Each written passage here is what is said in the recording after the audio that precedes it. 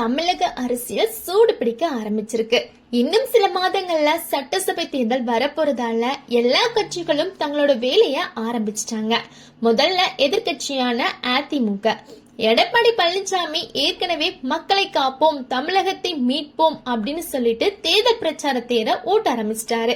ஆளும் கட்சியை விட முன்னாடியே களத்துல இறங்கிட்ட மாதிரி ஒரு தோற்றம் தோணுது. அதே நேரத்துல ஆளும் கட்சி திமுக என்ன நினைக்குதுன்னா, நம்ம பெண்களுக்காக கொண்டு வந்த திட்டங்கள், சமூக நல திட்டங்கள் எல்லாம் மக்களிடையே நல்ல வரவேற்பை பெற்றிருக்கு.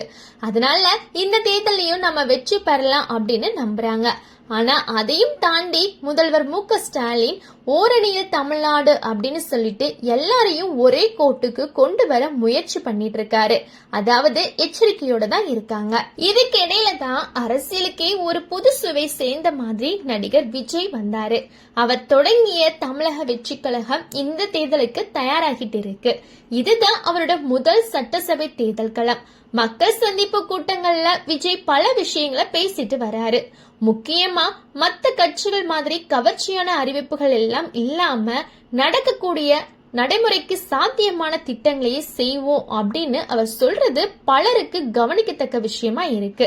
கடந்த சில நாட்களா பனையூர்ல இருக்கக்கூடிய தவிக அலுவலகத்துல தொடர்ந்து ஆலோசனை கூட்டங்கள் நடக்குது.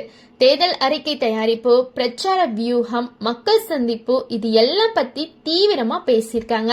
ஆனா கவனிக்க வேண்டிய விஷயம் என்னன்னா, டிசம்பர் 18ஆம் தேதி ஈரோட்ல நடந்த மக்கள் சந்திப்புக்கு பிறகு விஜய் பெரிய பொது நிகழ்ச்சியில கலந்துக்கல.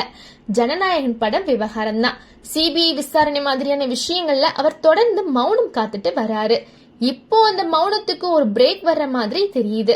வர்ற 25ஆம் தேதி மகாபலிபுரத்துல இருக்கக்கூடிய தவிக செயல்வீரர்கள் கூட்டத்துல விஜய் நேரடியா கலந்துக்க போறாரு.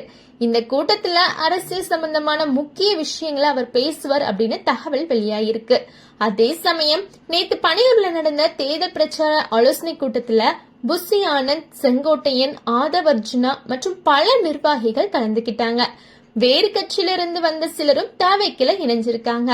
இந்த கூட்டத்துல பிரச்சனை பயணம் எப்படி இருக்கணும், எந்தெந்த இடங்களுக்கு போகணும், 234 தொகுதியில எப்படி வேலை செய்யணும் அப்படின்னு எல்லாம் விரிவா ஆலோசிச்சிருக்காங்க.